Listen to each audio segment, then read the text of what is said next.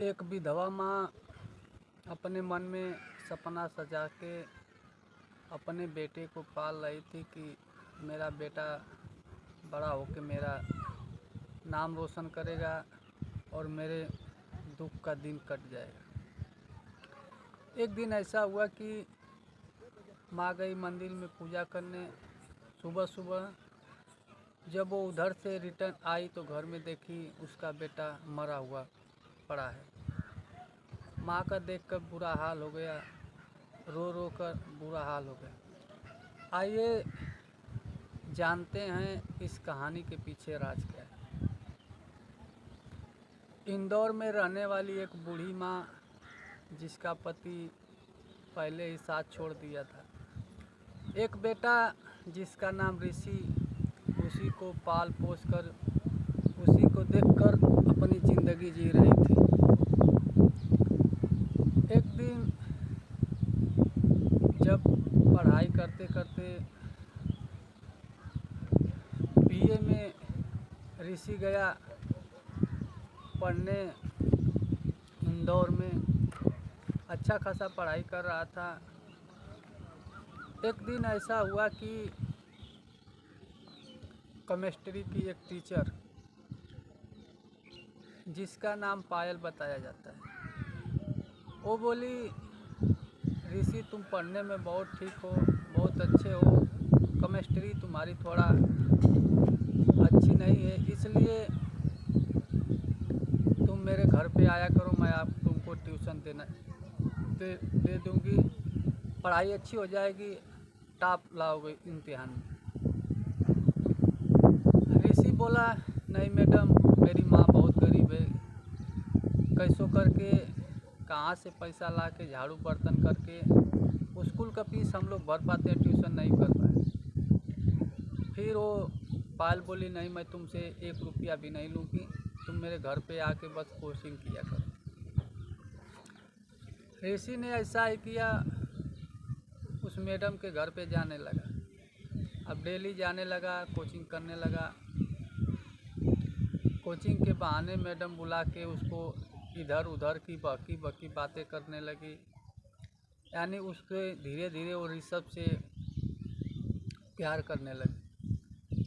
ऋषभ को एक दिन बोली मैं तुम्हारे बिना नहीं रह पाऊँगी, तुमसे मेरा दिल लग गया है। ऋषभ बोला नहीं मैडम ये सब गलत है, आप मेरी मैडम हो, आप मेरी गुरु हो। वो पायल बोली कि मैं गुरु हूँ, तुम्हारा जहाँ हूँ तहाँ हूँ, लेकिन मैं तुमसे प्यार भी बहुत करती हूँ, मैं तुम्हारे बिना नहीं रह पाऊँगी, अगर तुम मेरी बात नहीं मानोगे तो मैं तुम्हारे लिए जान देता। अब क्या करता, ऋषि बहुत मजबूर हो गया, हार मान के ही उस मैडम की बात ऋषि को मानना पड़ा। सुनने में ये आया कि अब धीरे धीरे ऋषि भी वो मैडम से प्यार करने लगा। अब दोनों नाजायज़ संबंध बनाने लगे, प्यार करने लगे, एक दूसरे के लिए जीने मरने लगे।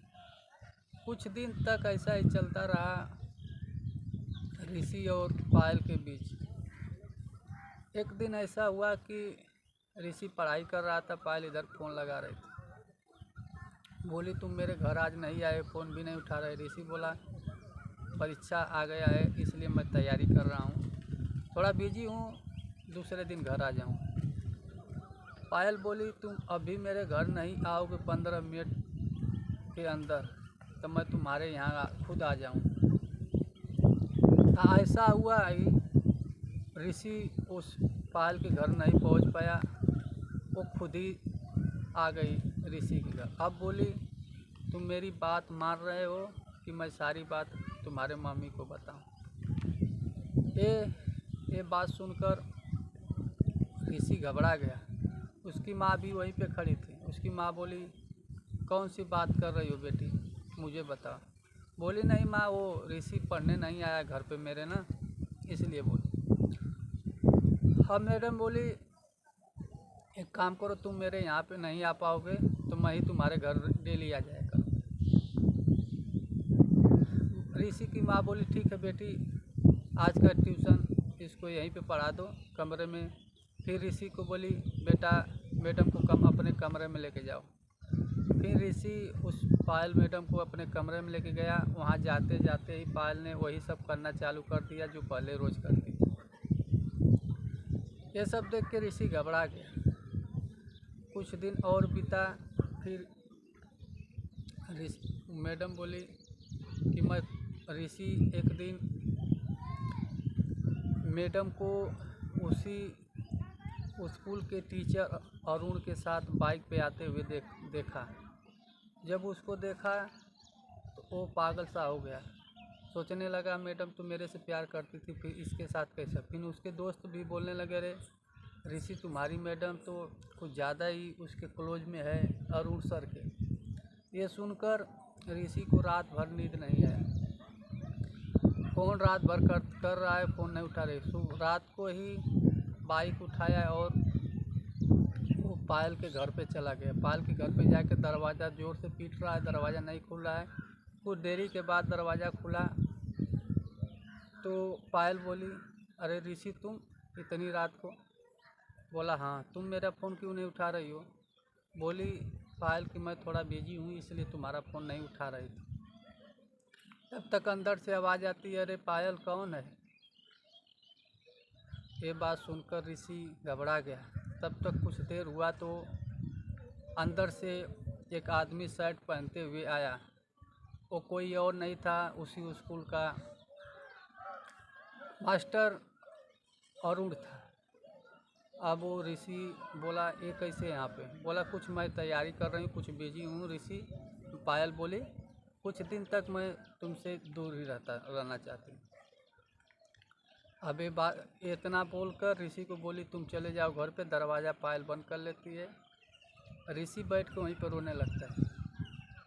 फिर 15 दिन के बाद ऐसा हुआ कि पायल फिर ऋषि को एक गार्डन में मिलने के लिए बुलाई और बोली मेरे से जो हुआ सब गलती हो गया, माफ़ करना। मैं तुमसे फिर से वैसे प्यार करना चाहती हूँ जो पहले जैसा करती। ऋषि बोला ठीक है कोई बात नहीं, लेकिन उसके साथ तुम्हारा क्या चक्कर है? अरुण के साथ। बोली मेरा कुछ चक्कर नहीं है। ऋषि बोला मेरे मोबाइल में रिचार्ज नहीं है, थोड़ा अपना मोबाइल दे दो, मैं कॉल करना चाहता हूँ दोस्त को। उसके सामने ही मोबाइल लेता है, कुछ दूरी पे जाके कॉल करता है, कुछ बातें करता है और पायल का व्हाट्सअप हैक कर लेता है। व्हाट्सअप हैक कर लेता है। फिर रात को घर पे आता है, सोता है, मोबाइल देखता है तो पायल और अरुण कुछ बाइकी बातें, कुछ अच्छा कुछ गलत बातें व्हाट्सएप पे करते हैं। अपने में कुछ वीडियो शेयर करते हैं, कुछ फ़ोटो शेयर करते हैं अपना असली। ये सब देखकर ऋषि एकदम पागल सा हो गया, एकदम घबरा गया। फिर पायल के मोबाइल पे खुद मैसेज किया और जितना सब था भेजा। पायल भी देखकर घबरा गई कि ये मेरा चैट इसको कैसे पता चला। वो दौड़ते हुए घर पे आई ऋषि की और उसको लगी गाली देने। बोली तुमको तो चुल्लू भर पानी में डूब मरना चाहिए। तुम्हारी माँ तुमको मेरे पास भेजती थी ट्यूशन पढ़ने के लिए अपना सपना सजा के, लेकिन तुम मेरे साथ आके रंग रलिया मनाते थे, मेरे साथ गलत करते थे और फिर आज मेरा चैट पढ़ रहे। ये सब मैं सारी बातें तुम्हारी माँ को बताऊँगा। ये सब बातें सुनकर ऋषि बहुत घबरा गया। बहुत ताना सुनाई, जो नहीं कहने का वो कहने का। अभी ऋषि के मन में कुछ समझ में नहीं आ रहा कि वो क्या करे क्या नहीं करे। जब सुबह हुआ ये सब बातें उसके दिमाग में चल रही थी। ऋषि की माँ चले गई मंदिर पूजा करने के लिए। तब तक ऋषि इधर घबरा कर, उसका दिमाग नहीं काम कर रहा था, पंखे में फांसी लगाता है और मर जाता है। उसकी माँ जब उधर से आती है पूरा बेचैन हो जाती है, रोने लगती है, छाती पीटने लगती है। पुलिस वाले आते हैं लेकिन किसी को इस बात का पता नहीं चलता था कि वो किस कारण अपना आत्महत्या किया। पुलिस वाले दूर तक साबुत ढूंढने की कोशिश करते हैं, कोई साबुत नहीं मिलता है। कुछ लोग बोलते हैं कि ऋषि की इम्तिहान आने वाली थी इसलिए वो फांसी लगा लिया। कुछ लोग जिसके मन में जो आता था वो बोलता था। लेकिन पुलिस वाले ने जब ऋषि का मोबाइल चेक किया तब उसके मोबाइल में पायल का नंबर मिला, उसे ज़्यादा बात करने को मिला, सब कुछ देखने को साबुत मिला। फिर ऋषि एक दिन वरुण, पायल और उसके दोस्त स्कूल के दोस्त उसके घर पे ही आए थे। तब तक पुलिस भी उसके घर पे आ जाती है और पायल को वहीं गिरफ्तार कर लेती है। पायल गुस्सा में हो जाती है, बोलती है बिना साबुत को मुझे तुम क्यों गिरफ्तार किए। पुलिस वाले बोले तुम्हारा पूरा साबुत हमारे पास है। पूरा मोबाइल का डाटा दिखाती है पुलिस, पूरा कार रिकॉर्डिंग सुनाती है और उसको हथकड़ी लगाकर जेल लेके चली जाती है। अभी तक वो पुलिस की हिरासत में है। आगे क्या होगा देखना है, पुलिस क्या करती है, सरकार क्या करती है। इस कहानी को सुनाने का उद्देश्य हम किसी को परेशान करना नहीं है, आप लोग को जागरूक करना है कि आप जो भी कदम उठाएं सोच समझ के उठाएं, नहीं तो ऐसे ही ज़िंदगी बर्बाद हो जाएगी, किसी को कुछ मिलने वाला नहीं। नमस्कार, प्रणाम। आप लोग को अगर हमारी वीडियो अच्छा लगे तो इसको शेयर करें, कमेंट करें और हमारे चैनल को सब्सक्राइब